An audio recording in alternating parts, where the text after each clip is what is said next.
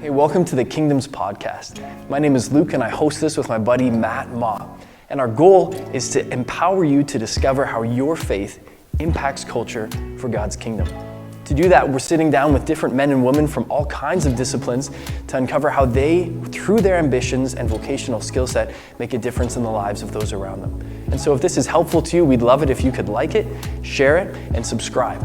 In the meantime, enjoy today's episode.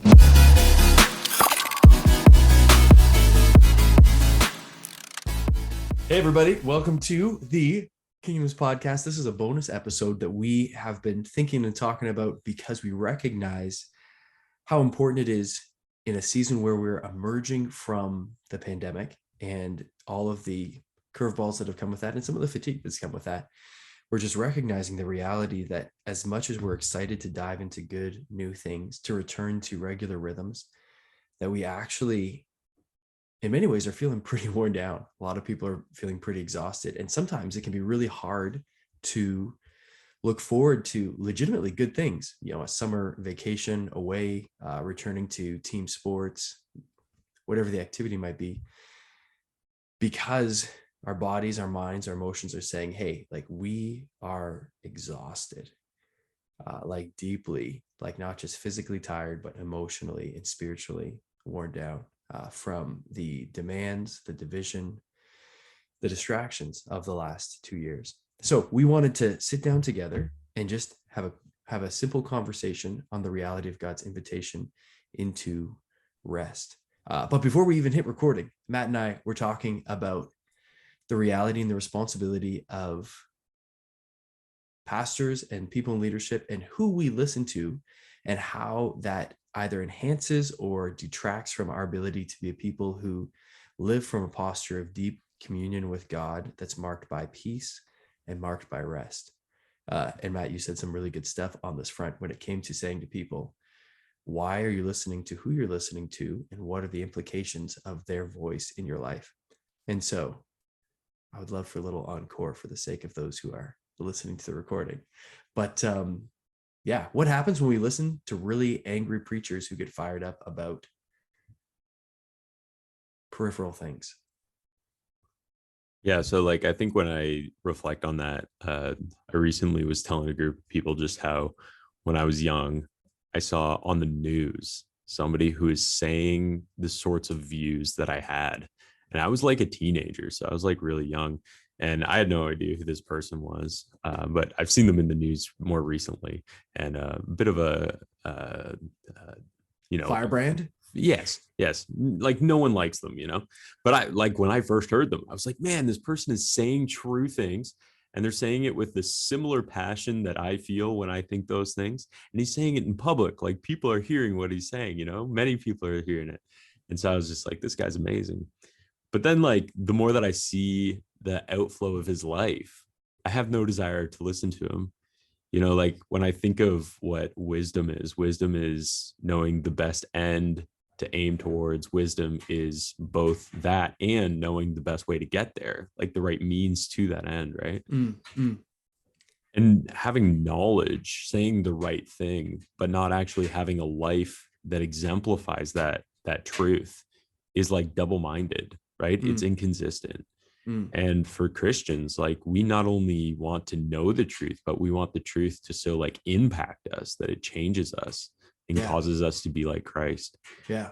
And so first, I think if we want to, as we're talking about rest, if we want to listen to somebody and be formed in such a way that it's going to actually not bring division and anxiety within us, we want to listen to the type of people whose lives exemplify the truth that they're bringing, and that's going to bring peace.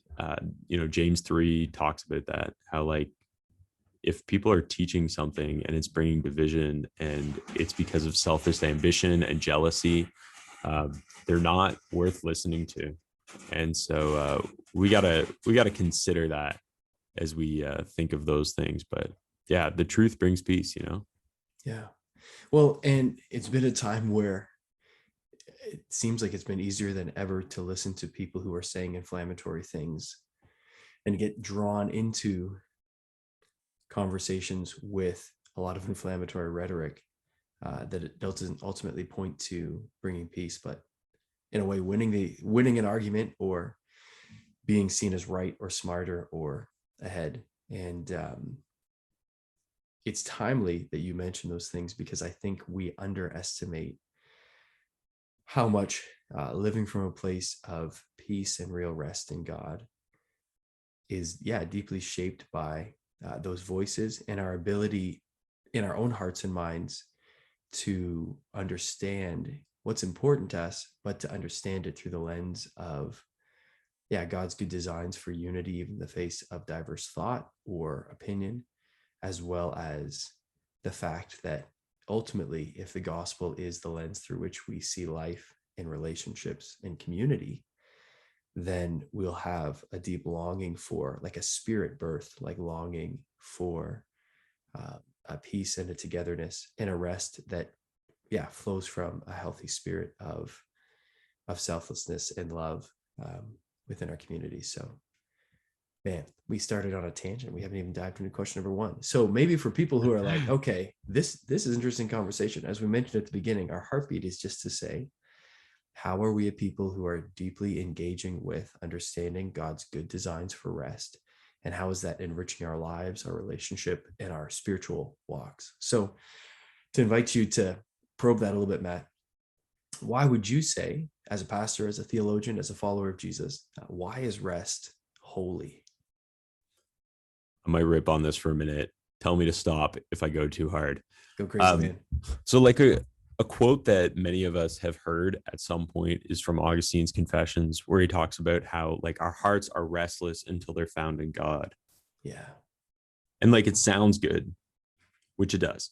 If we think about it though, like if we take a minute to think about it, if we think about how restless we are in our lives, we see something that's good, we desire it, we're agitated, we're restless until we get that thing.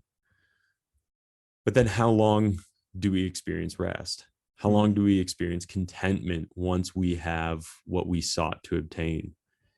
And Augustine's life story, as he recounts in the Confessions, my life story, I'm sure your life story, is one of desiring something, being restless, striving, obtaining it, and then finding out that it doesn't bring lasting rest.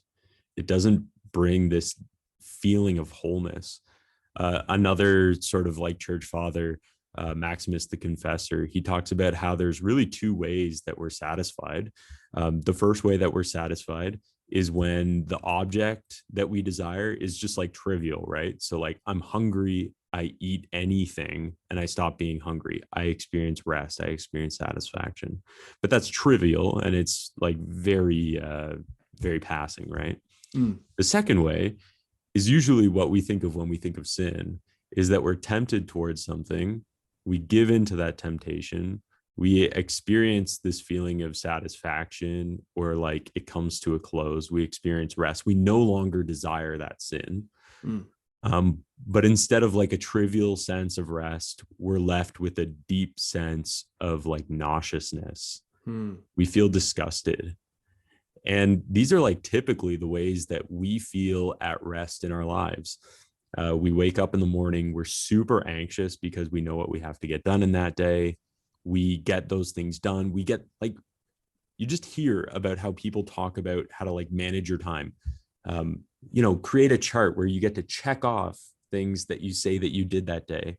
Like what a trivial sense of rest that you get to check off a little box on a little piece of paper that sits on your desk and think, oh yeah, I did it. I get to rest in the fact that I sent an email. I get to rest and it's trivial. It's so passing. But there's other things that we really thought would satisfy us, because those trivial things don't satisfy us. And so we go to these big things that we hope will satisfy us, and typically they leave us just nauseous. The rest that Augustine is talking about, that he's restless until he is found in God, is this deep, lasting satisfaction, this deep, lasting rest that cannot be removed from him. He doesn't experience nauseousness, but instead it is a desire that increases. It's not the lack of desire. It's a desire that increases for God. And as desire increases, satisfaction increases. This is why like the eternal state is such a beautiful thing to think about, that we're going to be with God, experience God in the fullness. And as our desire for him increases, our satisfaction with him increases. And as we look to like that internal reality, that's something that we get to experience in part today, where as our desire for the Lord in this life increases, our satisfaction with him, and then just like wholly with our lives, will increase. And you see this in the life of people who deeply have been formed by Jesus, who live these lives for Christ, where it's like Paul says, I know what it is to live in want, but also in excess. But he's content in all of those things. And he's not content because his expectation, his desire is low. He's content because his desire is so extreme that nothing on this earth can satisfy that desire. Only God can satisfy that desire. His desire has increased so much so that his satisfaction is untouched by the ongoings of this world. And I think that that's just so beautiful. So that's kind of what I've been thinking about when I think about rest. Like, man, I just want my desire for Jesus to increase in such a way that no matter what comes in life, I can say that I am satisfied in him. And that's something that I'm going to grow in until the day I die, and then grow in for eternity. So I look forward to that. What about you, man? Like when you think about rest and it being holy, there's like obvious maybe things to think about in scripture. But yeah, like what have you been thinking about when you think about rest and the reality of its holiness? Yeah. You've said some really great things. So just to chip in a few items to piggyback on that. One, I love to think about creation, like the Genesis 1 and 2 accounts, not only as these beautiful expressions of God's creative ability, but also as him gifting things to us, creating stars and mountains and fish in the seas and epic like trees and the reality of creation being something for us to enjoy and steward and see in a sense as sacred. There's a sacred element to everything that God has created, in that it is an expression of his power and goodness and love. And so obviously in creation, with the seventh day being the day that God rests, that's him giving us a sacred gift. And that's something that is clearly integral to who God is and what he does, that he himself understands the beauty of stopping and resting and savoring the good gift of relationship and community. Though God himself probably doesn't need to rest, but in his love for and understanding of us invites us into that. If you fast forward through the Old Testament, there's different examples of key leaders raised up by God to lead the people of Israel. And one of the examples of their obedience to God and God's presence with them is that God actually gives them rest from their enemies. So Joshua, towards the end of his life, would be an example of the people of Israel experiencing a real degree of rest from conflict or war. King David and then his son Solomon after him are an example of this as well. And then on the flip side, when Israel rebels against God and abandons him and walks away from him, the history of Israel is marked by this real absence of rest and peace, but rather conflict and the nation being sent into exile and oppression and fear. And so clearly, one of the most explicit indicators of a people who are living under God's goodness and living in step with his will and his ways is that we actually have the ability to enjoy and step into his peace and his rest, which I think we shouldn't underestimate, because when we live in a nation like Canada or even the United States, that in the last 150 years, pretty much all the wars that these nations have been engaged in have been outside of our actual nation, right? We can really forget what it looks like to live in conflict or to live in a situation where lack of peace is compromising everyday life. And so to stop and realize that this isn't actually the norm. That to actually live in a nation that is at peace is a result of God's goodness and a result of people who have given core foundational structural pieces to the identity and scope and shape of the nation, people who understand God's designs for peace and want to embody that in the way that they nurture and build a nation. I mean, we talk a lot about Ukraine and Russia right now, and obviously a leader in Canada or the United States can't even declare war without it coming before Parliament, or in the States at Congress, whereas for someone like Putin, you just decide on it and everybody's got to follow suit. And so that structure, that lack of accountability, doesn't endorse peace, is what I'm saying. And so the fact that we live in a nation with certain structures, albeit imperfect, that endorse peace really is a gift. Lastly, last thing from scripture, though, is that we see in Jesus, in Matthew 11:28, this explicit invitation: come to me, all of you who are weary and heavy laden, and I will give you rest. Take my yoke upon you and learn from me, for I am gentle and humble in heart, and you will find rest for your souls. And so Jesus, one in that, is giving us something that actually God alone can give us, which is real soul deep rest. Rest even in the face of oppression, because Jesus is offering that to people who are living under Roman oppression. So it's a rest that transcends circumstances or external individuals who might be wanting to harm us or oppress us. But secondly, is not just a gift that God gives us, it's actually an invitation into who he himself is, that God is a God of rest. And so the invite is not just to experience rest, but to understand that as we are resting, we're invited to really experience God. And there's an element of spiritual and mental and emotional, physical renewal that God alone gives because of his goodness and his holiness and his invite to rest. So that's just something I'd chip on. Well, putting on the political science hat for a minute there, even though I'm a little bit out of my league. So, but that's good. Yeah, dude. I think it's like important to think about, as you say, Genesis 1 and 2, you at the beginning of 2, you have this idea of Sabbath rest where like the pinnacle of creation is not humanity, it's humanity with God. It's humanity resting with God. And obviously with the fall, all of that just absolutely crumbles. Man is not able to be with God in the garden any longer. And within like literally one generation, you have brother killing brother. And that just descends and descends and descends, right? It's not long before wars enter into this world. And the tie there is that it's like once removed from God's presence, once removed from rest with God, experiencing God, as you said, where Jesus re-invites us to come to him, to have rest, to be made right with God. Once you're removed from that, all sorts of conflict arise, right? And we need to be founded in the rest of God.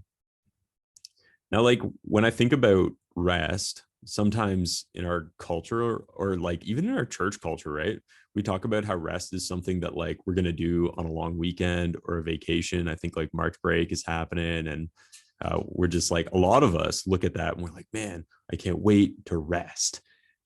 But by the time we like return back to work the next day, after March break or something, it's like just as bad as when we left. So like as we think about just like some of those patterns of rest that don't really give what they promise, what kind of like rhythms or habits of rest do you think would actually be effective in making us not just a people who rest sometimes, but a people of rest? You know what? This is kind of a convicting question because I haven't historically been great at rest. I think to give an example, when I was doing my master's between 2014 and 2016, I was a full-time master's student, distance ed. So I was a lot of virtual classes. And at the same time, I was working 4 days a week at Emmanuel Berry. And my ministry responsibilities had me at the church from basically 9 a.m. to 10 p.m. Tuesday, Wednesday, Thursday, And then Sundays for worship services, kind of from like 8 a.m. till around like 1 p.m. And so what I tried to do was Monday and Friday became easily like 12-hour course days where Yeah. I was just going super hard. And if there was some sort of opportunity on the Tuesday, Wednesday, or Thursday, like to squeeze in a bit of homework or something to delve into that there. And in my mind, I thought, I want to complete this. I want to get this done. So I'm going to sprint. I'm going to sprint for 2 years in this vocational pursuit or this academic pursuit. And then hopefully I'll be done. It'll be good. I can sprint for 2 years. And my thought in that would be that I would give Saturdays as like a rest day. I would really try to protect that as a Sabbath, which I think everyone should do. They should have a day of the week that they just shutter down and rest. But I'll touch on that more in a minute. And so this was really my pattern from like August of 2014 through like the end of April 2016. And unfortunately, what the cost was is that I really missed out on some good things which were life-giving, like time with friends or family. In that whole season, I never once like took a vacation. I wasn't like, I'm going to take this week off. It was just pedal to the metal, just going, going, going. And what the consequence of that was that certain really healthy rhythms, for example, like physical activity, getting outside, working out, playing sports that I really enjoy that are healthy for me, fell by the wayside. So I got really out of shape after being a very active person. But also, when you live that kind of rhythm, you always sacrifice sleep. And so I reached the summer of 2016 realizing like, I'm really tired. I'm really exhausted. If you compare my grad photos from my undergrad in 2014 to my master's photos in 2016, I look super tired in 2016. And it was true. And so I just point to that to say, I'm kind of a recovering, whatever that is, wannabe sprinter, academic workaholic, Yeah. in learning to appreciate that God's designs for rest are far more comprehensive than that. And so I just point to a few things really quickly. One would be Gary Thomas has a book called Sacred Pathways, which I'm just actually starting to read, but it's a text in which he highlights the different ways that people encounter God. So for some people, the most compelling way they encounter God is in solitude. So for them to be alone in a room, praying, journaling, even for a few hours, is so rich for them. And while that practice can have merit for all of us, it's not necessarily the most enriching way people encounter God. For others, it can be through meaningful times of corporate worship. For others, it can be through being outdoors and just savoring the beauty of God's creation. And for others, it's through really creative endeavors, painting, writing, sculpting, et cetera, et cetera. And so I say that because oftentimes when it comes to rest, we underestimate the fact that God wants us to dive into those things which allow us to most deeply experience him, and to just delight in that, and to realize that that might look different for different people. But that the Sabbath itself, we understand from Jesus's example, isn't meant to be a time where we're bored and just limit our activities. It's actually meant to be a time when we pleasure stack, where we fill our day with those things which we know for us are most life-giving. So for some people, that's going to be like napping and reading a book and drinking a coffee, and that's great. And for other people, it might be hiking a mountain or going for a 50-mile bike ride. There's different things that are life-giving in different ways for different people. And through those, invite us to experience God, which is really good. But along with that, I guess I would just invite people to realize when we talk about daily devotions, which sometimes can be like a cringe phrase for a lot of people, that in itself is meant to be a time where we orient our hearts and our minds and our affections and our perspectives to, again, be grounded in the reality of the gospel, the sovereignty of God and his presence and power in our lives, our deep need for him and for the Holy Spirit to work in and through us, and the joy of being able to give ourselves to living on mission for him in whatever God has called us to that day and that week. And for our hearts to be able to embrace a posture of deep like happiness in God before stepping into whatever comes. And some people do their devotions at the end of the day, but a lot of people, it's the first thing they do in the day. And that is actually in part a habit of rest, because it's in those moments that we bring those things to God, which would be really demanding for us, might be really stressful for us, might consume our thoughts and our perspective if we don't let God, again, take control and have sovereignty and reign in our hearts and our minds. But we invite him to do that so that we can step into life and into relationships really as a non-anxious presence, as a people who are not being dictated to by circumstance or realities outside of their control, but are living from a deep place of dependence on and confidence in the presence and the power of God. And so what I would just encourage people towards is to consider, one, when you start your day, how are you finding your rest in God and the reality of his salvation? But as the day itself unfolds and as a week unfolds, what are the daily activities that you can do that are life-giving for you and also for your family? What's been kind of funny for me and my wife is that in recent weeks, we've discovered that towards the end of the day, when our almost 4-month-old son is like starting to get kind of cranky, that if I sing to him or if I sing and play guitar to him, it keeps him in a good mood for a long time. And so there's been a lot of evenings where Emily's been making supper and I've been sitting in the living room with our son, just singing and playing guitar, which is actually something that I really enjoy. And practically it's keeping him in a good mood. But also it often brings him a lot of joy, and it often brings me a lot of joy. And so what started as a necessity has kind of evolved into this sense of like, I kind of look forward to this. I really enjoy these moments and these times. And so whether it's out of necessity or not, to encourage people to stop and say, especially at the end of the day, what sort of disciplines can you implement that are really life-giving? Often just having a corporate meal around a table is a rich time to stop, to be still, to savor God's generosity in the food you're enjoying, to meaningfully reconnect with others that you're eating with. And then to look ahead to an evening to say, how can I rest on the good things that have taken place today, the good work that God has called me to do, and now enjoy the good gifts God's put in my life, whether that's a good book or a great show on Netflix or a meaningful conversation with a loved one. Or going out to play, men's baseball or like a sports game. Like, how can I step into those things that are life-giving and refueling, and cause me again to savor the goodness of God, because these good gifts point me back to the giver of those good gifts. So those rhythms on a daily basis. And again, as I said at the beginning, just being intentional to have a day each week where for me, I'm not on social media. I'm not on my email.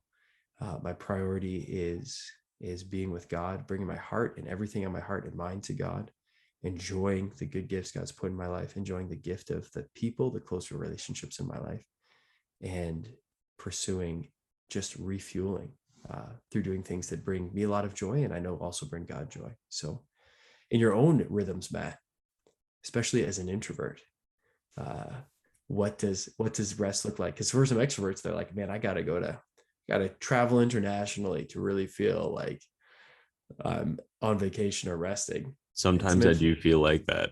Oh yeah. Sometimes I feel like I need to be like in a different city, in a different country. Anything. Okay. Yeah. Fair. I apologize, introverts. I should not have stated. No, it's nice though. It was good. It was good. I appreciate it. Now, for me, it's probably more of like my approach to life than it is the specific things that I do with my time that are so significant. And maybe we'll talk about this in a minute, but if my day is erratic and I'm just moving from one task to the next and I don't complete a task and I'm on to the next thing because it's more pressing, for me, like rest is, yes, stopping to take time to sort of like recharge or something. But sometimes, like when I think about this, I think of like those really old Western movies where a fellow would be chasing somebody down, he'd be riding his horse, and then like he would like literally ride his horse until the horse died because he rode it too hard, and you're like, okay, maybe you went too far. Maybe you went beyond that horse's limits, right? I think probably like a lot of us feel like that horse, where we're like literally on our last legs. We're feeling like we're pushed a little beyond what we're actually capable of as human beings. And we're probably going to pass out and die soon. I say that because like everybody I've ever talked to is always saying, I'm busy this week. You know what I'm saying? Like it's almost as though we're trying to get like a 25th hour out of our day. It's almost as if we're trying to be able to be reached at any time, at any moment by anyone. Like we're trying to go beyond human limits here, you know? We're just like that horse who's being run faster, longer, harder than that horse can be ran. And so for me, I think like for a lot of those daily rhythms, a lot of it is trying to like play within my limits, is to say like, what is a human actually capable of? And to recognize that God's made me that way, and that the most effective, the most restful that I can be is to really respect the limits of my body, to really respect the limits of what a person is supposed to be doing in this world. And I don't think that like the Bible gives us license to be super lazy or anything, right? Like Paul's like, don't feed the person who's not working, you know, pretty hardcore. Yeah. So we gotta work. We gotta put our hand to the plow and really put in some effort here. I'm not saying that, but I am saying a lot of what our modern day with technology tries to do is go beyond what humans were capable of.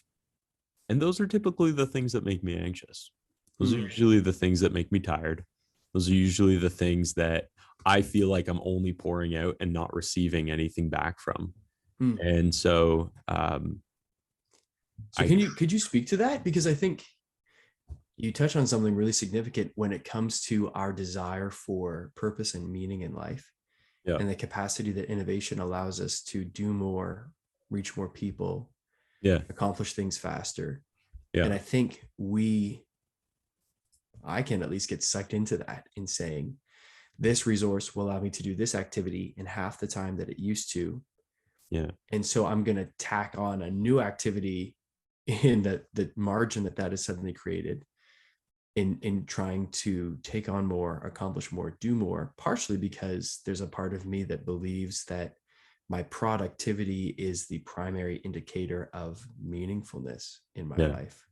And I think in first world countries with the technology we have access to, and maybe this is a little bit even shaped by, you know, a Protestant work ethic that is one of the main characteristics of many Western countries, right? People that immigrated and had to start from scratch. And so that kind of DNA of get up and go, make it happen, is something that is often respected and valued in our culture. So what, can you speak to that place where we say my productivity is the primary indicator of my value and the meaningfulness of my life, and how God's rest maybe speaks a better word?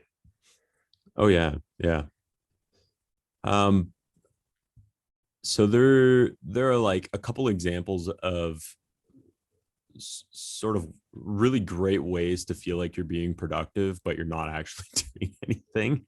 And that destroys us. Like it makes us anxious. It makes us tired people. Like email is just a fact of life now. But there's nothing that you can do on email that a phone call isn't going to accomplish.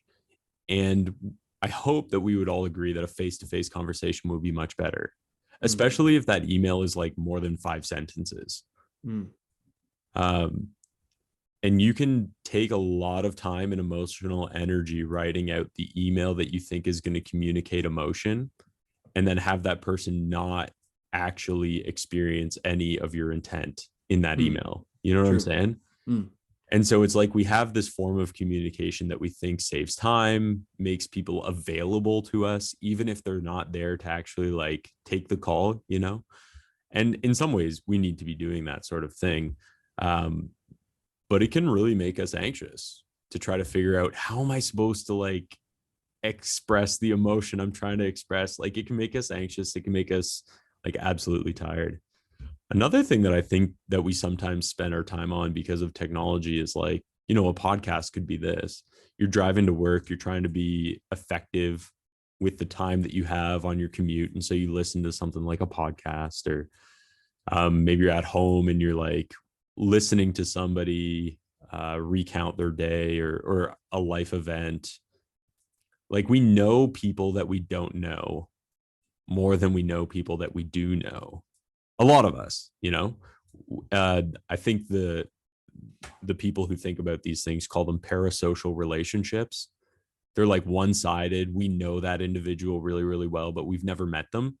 And so like this happens with celebrities, where people like feel connected to, like, I don't know, Monica on Friends, and they know things about Monica's life, and like it's all made up, right? But they don't know their cousin. What's the deal with that? What's going on there? And Monica doesn't know that they exist. Monica doesn't exist, So that too, yeah. Yeah. The actress who plays Monica doesn't even know they exactly. exist. Yeah. So it's a bit of an interesting thing where we spend time, and that's in our leisure. And so, the first one was our work, which is important. We want to be productive. But the second, in our leisure, we definitely want to be resting in our leisure. We want to be giving that chunk of time towards something that's actually going to build us up and fill us as human beings, not to like, when we're not trying to sell our labor, we're trying to actually live enjoyable lives. And we spend them on, like I kind of started off in saying, trivial things that are going to like fill us for a second, but then we're going to have to go and watch the next episode of Friends, and the next episode of Friends, and the next episode of Friends. Nothing against Friends, but you know what I'm saying? Yeah. Technology can have like the guise of fulfilling experience without the actual experience.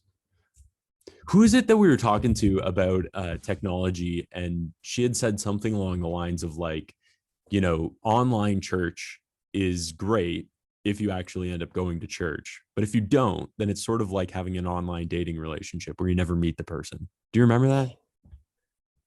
I wish I did. I want to say Jen Pollock Michelle, but I could be wrong. Maybe. But it was something that stuck with me, where I just thought like all technology ought to end in a real personal connection that's more meaningful than the technological interaction.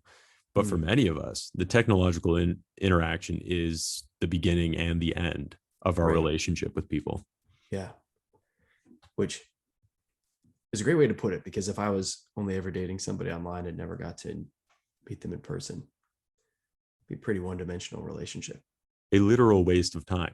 Yeah. So we can be a people who are, we have the good gifts of technology. It allows productivity and work and communication and a lot of different good things. It also causes our lives to move much faster, because what would have 100 years ago taken a lot longer to communicate, for example, in sending someone a letter, takes 2 seconds in sending an email or a text or making a FaceTime call. So we're deeply connected. We have the opportunity to be incredibly productive. And yet sometimes we're guilty of letting those technologies let our lives reach a pace that is actually unsustainable. Because I'm, in a way, someone can reach me at any time on my cell phone if I'm always answering calls or answering texts or even answering emails. If I don't choose intentionally to step away from that, I'm just going to be constantly on this treadmill of constantly pursuing productivity as meaning. And yet, as you noted, just because we're getting things done doesn't necessarily mean our lives are meaningful. Doesn't necessarily mean that we're being refueled as a people. And so I wonder, a lot of people are chasing after meaning. They don't even know it. Productivity can be that thing that we see as the source of meaning. So what are some of the real indicators that we need to pay attention to in our lives when we actually are in desperate need of rest, and we are continuing to embrace rhythms that we think give meaning or will give rest, but actually don't?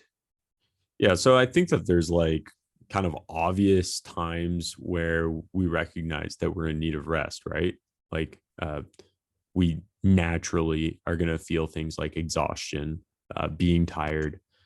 We're going to experience like mental strains where what used to take us maybe like 30 minutes is now taking us an hour, right? Where we're not being as productive. And you realize that like you're running on empty, right? Relationally, you might lash out quicker. What used to maybe take multiple steps for you to get angry, now you're just there. You know what I'm saying? What used to take multiple steps to get you sad or anxious, whatever it is, now you're just there, right? So that might be an indicator that we need to, take some time to ourselves. I think though, when I think about Sabbath, like regular weekly pausing to be unproductive, let's say, a regular indicator might actually be that we are really effective, that we're still really good at doing what we're doing. We're still really emotionally healthy. We're still really productive at our work. These things are continued indications to us that we continue to need rest. Even when we are effective, it's like God's gift to us to say that that's not all that you are, and sometimes we can become so concerned about production that we think, well, I don't need to rest because I'm not tired. But anyways, we do. God is giving us that to show us that production is not literally everything. Well, and to your point of effectiveness, there's a story of a party on the Oregon Trail back in the 1870s, 1880s, going from Eastern United States to obviously Oregon. And due to some delays along the way, there was real concern that they weren't going to reach the West Coast before winter set in. And so basically every seventh day they were pausing to rest. And part of the group said, we need to stop taking a day off and just plow right through, go hard, or we're going to die. Like winter's going to set in, we're going to be in trouble. And the other group said, no, we need this time of rest. It's important, it's sacred.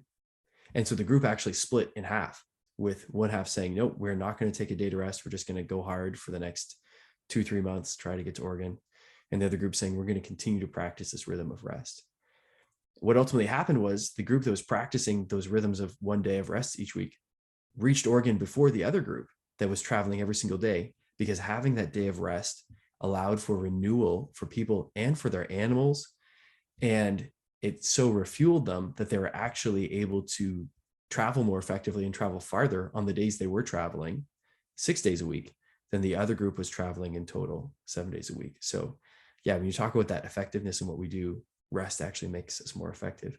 I would just chip in to also say, you mentioned how we emotionally respond to things. One of the main things that I notice in myself, but also in ministry, is that when people are in desperate need of rest, they massively misappropriate their emotions. And so something that is on the scale of 1 to a crisis, 1 to 10 on the crisis scale, with 10 being high and 1 being low, something that's like a 2, they emotionally appropriate like it's a 9. And sadly, unfortunately, it can be quite embarrassing because people are like, wow, like what is going on? So this could be, you have a church picnic and there's a silly competition, and suddenly you have an adult screaming at the tug of war referee because they lost, or they felt that it was misjudged, or the teams weren't fair. And it's like, yo, it's a church picnic. This is a tug of war. Everyone gets ice cream after. It's all good. So there's that component, right? And so paying attention to misappropriating emotional responses. And on the flip side, treating something that's a 9 out of 10 as a 2 out of 10. So something really significant happens and you're so tired that you don't actually have the emotional margin to attribute the right emotions to what's taking place, whether that be something really joyful and good or really hard and difficult. The other thing I would say is, one of the main ways that we are exposed in not resting, and resting specifically in God, resting in the reality that because of Jesus, we are forgiven and accepted, resting in the reality that we are imperfect and our best efforts are very finite and limited, but God uses those to build his kingdom. But ultimately that we aren't in charge and we aren't in control, and that that's a good thing. We can like delight in that. Ultimately, one of the main ways that we are, that is exposed in us, is that opportunities to be in the presence of God, or to be with the people of God, or to take in the word of God is something we see as exhausting rather than life-giving. And that actually exposes in us a spiritual immaturity to not understand that God's word is a life-giving gift, that God's presence is for our good, and that God's people are meant to be around us to encourage us. Paul talks about this in his letters to the Corinthians, that a key part of just gathering together is building others up, is speaking a word of encouragement to those around you. And so if we see those key moments as toilsome or burdensome or boring or even fatiguing, that probably is actually pointing to the reality that we don't yet know. We haven't learned how to receive God's renewal on the deepest level, on a spiritual level. And then just with that, the third thing I would say is, one of the key indicators that we're desperately in need of rest is that those things that we love to do, or that we're long to do, that are a passion for us, we're either constantly neglecting them, or they're no longer significant or important to us. That we find ourselves saying like, yeah, whatever. Maybe I loved hiking outdoors, but I'm just never doing that anymore. I don't have time for that. Or maybe I loved getting together with the buddies for watching a hockey game, but I just like never do that anymore. And I really don't want to. And that's a kind of concerning indicator that the healthy emotional and physical energy margin that we would have to put towards those things has just been totally maxed out. It's always great to ask the people that see you every day, not just in your workplace, but in your family, especially, what's it like to do life with me? This is a question I was challenged to ask last year, and have started asking from time to time. Yes, just for personal growth, right? Like, what's it like to do life with me? What's it like to be on a team with me? What's that like? Because if I'm struggling to rest well, the way I show up in team or in family is probably going to be impatient and disorganized and petty and all these things that kind of make life with me miserable and expose my need for rest. So yeah, just a few thoughts on that. But that's all a this sweet question, man. Dude, well, it's good to pay attention to, because most people are in desperate need for rest. Oh, dude, one last thing. And I'm all for caffeinated beverages, but I should just lob it out there. If you can't, or if I can't love and honor God and others with my life and my words and my actions without being significantly caffeinated, it may be an indicator that I need some rest. I think they call that an addiction, don't they? It's Yeah, like, maybe. Well, because caffeine is such a good gift, right? Like coffee, lattes, what have you. It's a great gift. It's something to be enjoyed. It should point us back to the goodness of God. But I know some people who are like, yeah, I just rip people's heads off unless I have like 3 cups of coffee in the morning. I'm like, then maybe that is a problem, I gave up coffee for Lent a few years ago, and like the first day was tough, but after that I was just like, this is anticlimactic. So anyways, so just a thought, just you putting could that out try there. that.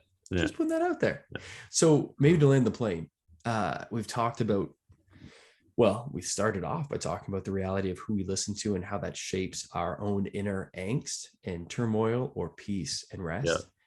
Recognizing that rest is meant to be a daily and weekly rhythm of our lives, not just something we do once a year on vacation. These indicators that cause us to say like, hey, you probably need rest, as well as what we look to give our lives meaning. So for the person now that's listening and saying, you know what, I'm actually not great at rest. I haven't adopted great rhythms of rest. There's a lot of things that I have loved to do that I've neglected. I can see in myself misappropriating my emotions in various situations. What would be a few things that you would say to people listening? Okay, start with this. In pursuing a life that leads you into the rest of God, allows you to enjoy God and enjoy the good gifts that God has given, which are life-giving and restful and refueling for you. What would be some of your go-to words of advice? Yeah. So I think, even with my own self, I'm going to say, what are the things in your life currently that actually like really put a barrier between you and rest? Mm. And that might be like your job. That might be that might even be like a recreational thing that you do, Hmm. where you do get amped up and is revealing that you need rest. So what are some of those like patterns and habits in your life that actually don't trend towards restfulness, a deep-seated trust and rootedness in God and his providence that God is providing for us? We don't need to be anxious about these things. That's not to say that we won't be, but to know confidently that our God is a God who provides for us. So what are some of the things in our lives that are actually provoking us to lack of restfulness, Hmm. an unrest? These might even be things that we're chasing, sort of like Augustine says, right? Our hearts are restless until they rest in you. So what are those things? And then to think, how can I replace those daily rhythms with better rhythms? And it might just be like as simple as saying, instead of an email, I'm going to make a phone call, or, instead of attending that meeting, I'm going to say no. I'm going to have to say no. Instead of taking on that extra responsibility, I'm going to have to say no. So those things are possible to think of, like what will I get rid of so that I can replace it with a good thing. Honestly, like to keep things really simple though, I just think like spiritual disciplines are in our lives to do this for us. You can't sell the amount of Bible reading you do in the morning. It's not going to be like productive for you in that sort of way. um if you are praying in a closet, as it were, there's not going to be a lot of praise or adoration for you as an individual who's partaking in that sort of practice. It's going to seem a little questionable of why you would spend time doing that, maybe to outsiders. We even ask questions about prayer, like what does prayer do? If God's just going to do what God's going to do, like why do I even need to pray? We ask questions about productivity when it comes to prayer, which is kind of wild. But I think that God gives us these things to challenge this desire to be effective, to be productive. Fasting is that very thing. It's actually saying to the things that make us restless, that feeling of hunger, that we're not going to pay attention to it, that we're not going to satisfy that longing. We're going to satisfy bigger and greater longings. And so I think, yeah, just generally like spiritual practices like that are restful in and of themselves. And then I'm actually a pretty big proponent, just in my like understanding of scripture, that the Lord's Day as a sort of Sabbath day of rest. I have like the 1689 Baptist confession with me. I'm not saying that we all need to feel this way, but there is something to this. So it says that they observe a holy rest all day from their own works, words, and thoughts about their secular employment and recreation. Not only that, but they fill the whole time with public and private acts of worship and the duties of necessity and mercy. When I think of like when I was growing up, like my Sunday was just full of being at church, going to church services, going home, taking a nap, waking up, going back to church, coming home. I was a pretty young kid. And I'm not saying that that's like necessarily what churches need to like go back to, or that those who are listening need to be at church all day on a Sunday. But there is something about saying like, Lord, all week I want to dedicate every moment to you. I'm not going to do that. I'm going to fail, but I could probably do it on Sunday. I could probably figure out a way to make it one day a week. And I think that that's like, it's not a low bar because it's not easy. But it is the type of thing that if we can say, I'm going to commit to a day like Sunday where I'm going to be with God's people, encouraged by them in the word, in prayer, singing out to the Lord, spiritual disciplines. And I'm going to focus on the Lord that entire day. I'm going to try to put that aside, make it holy unto the Lord, set apart to him. We're going to reap benefits of real rejuvenation from that in life. So I would just encourage that. It's a day that's going to seem meaningless because we're not making money. We're not advancing sort of our secular aims or whatever that means. But it's going to be the most important thing that we can do with our lives. That's a good word, boss. And just to add one quick thing on that, I just encourage listeners, develop a list of activities that are really life-giving for you, from something that takes 5 minutes, like listening to a song you love, to maybe a little bit longer, like spending time reading a book or listening to a podcast, to a half-day activity, maybe like a golf game or some sort of recreation, to a whole day activity, like connecting with a friend to go, visit a city close by or something like that. But to actually develop a life-giving list and then be intentional to say, these are all gifts from God intended for me to rejoice in him, to feel a sense of renewal and refueling, to step away from some of the difficult demands of life, and to rest in God's goodness and in the gift of good community. So take the time, develop a life-giving list. And then my invitation for you would be to say, how can you, as Matt has talked about, treat almost as a spiritual discipline, engaging in a few of those every single day of the week, just understanding that this is one of the ways that God leads you into his rest. So rest, it's a beautiful gift. It's something God has given us. It's a way in which we encounter not only, God's goodness, but God himself. And God invites us, as well, Psalm 62 says, my soul finds rest in God alone. Why? Because ultimately our salvation comes from him. And so as the gospel is the lens through which we look at life, the gift of rest is one of the primary ways in which we go deeper into the life and the love of God.